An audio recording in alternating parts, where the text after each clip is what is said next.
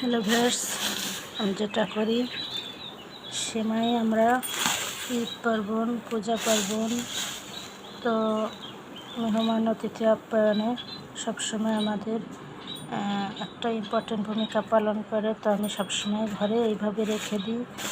বাজার থেকে আনার পরে এভাবে ভেজে অনেক সময় ধরে ভেজে সুন্দর করে লাল হয়ে গেলে দেখেন মচমচে হয়ে গিয়েছে। তারপর ঠান্ডা করেছি। এবার আমি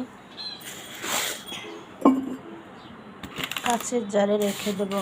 আপনারা সবসময় চেষ্টা করবেন কাঁচের জার ব্যবহার করার জন্য। প্লাস্টিকের জারগুলো স্বাস্থ্যসম্মত নয়।